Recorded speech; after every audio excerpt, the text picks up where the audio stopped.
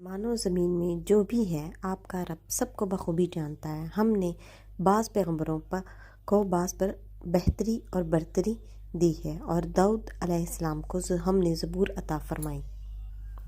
बाज़ को बाज़ पर फजीलत दी है, इसलिए इस हकीकत में तो कोई शक नहीं है। लेकिन इसके साथ ही हुज़ूर सल्लल्लाहु अलैहि वसल्लम ने फरमाया, तुम मुझे अंबिया के दरमियान फजीलत मत दो। तो इससे एक की दूसरे पर फजीलत का इनकार लाजिम नहीं आता, बल्कि ये उम्मत को अंबिया की बाबत अदब व एहतराम सिखाया गया है कि तुम्हें चूँकि तमाम बातों और इनके इम्तियाज़ का जिनकी बिना पर इन्हें एक दूसरे पर फजीलत हासिल है पूरा इल्म नहीं है, इसलिए तुम मेरी फजीलत भी इस तरह से बयान मत करना कि इससे दूसरे अंबिया की कसरे शान हो। यहाँ पे जिस नबी का जिक्र फरमाया गया है वो है हज़रत दाऊद के। अल्लाह ताला ने उनको बताया कि हमने हज़रत दाऊद अलैहिस्सलाम को फजीलत अता फरमाई क्योंकि हमने उनको ज़बूर अता फरमाई है। हमें फरमाते हैं कि अल्लाह ताला ने बाज़ रसूलों को बाज़ पर फजीलत दी गई है। इनमें से बाज़ वो हैं जिनसे अल्लाह ताला ने बातचीत की। वो कौन है? यानी कि हज़रत मूसा अलैहिस्सलाम, और बाज़ के दर्जे बुलंद किए। और हमने ईसा बिन मरियम को मौज़ात अता फरमाया और रूहुल कुद्दुस से उनकी तायीद की। यहाँ पे दो नबियों का स्पेशल जिक्र किया गया है। हज़रत मूसा का कि अल्लाह ताला ने उनसे बातचीत की थी, और हज़रत मरियम का जिससे रूहुल कुद्दुस यानी कि हज़रत जिब्राइल अलैहिस्सलाम से उनकी तायीद की गई थी।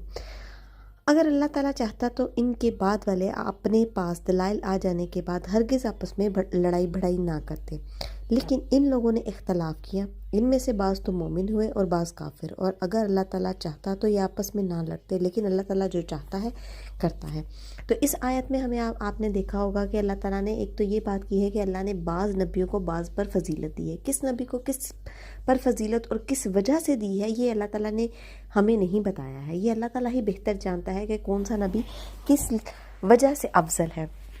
और इसीलिए अल्लाह ताला ने हमें इस चीज़ से मना किया है कि आप लोग किसी नबी के दरमियान फ़र्क ना रखें, बल्कि आप कहें कि हमारा तमाम नबियों पर ईमान है, हम तमाम नबियों का एहतराम करते हैं और इनके दरमियान किसी में भी फ़र्क नहीं रखते, जैसे कि आपने पहली आयतों में पढ़ा होगा। लेकिन अल्लाह ताला ये कह रहे हैं कि हमने ये बात ज़ाहिर है कि बाज़ को बाज़ से फजीलत दी है, और किस वजह से किसको फजीलत दी है ये जो बात है ये सिर्फ अल्लाह ताला बेहतर जानते हैं। यहाँ पे दो नबियों का खास जिक्र है। हज़रत मूसा से उनको इस वजह से फजीलत दी गई है कि अल्लाह ताला ने उनसे बातचीत की गई थी, और हज़रत ईसा को किस वजह से फजीलत दी गई थी कि अल्लाह ताला ने उनको बेशुमार मौज़े अता फरमाए थे।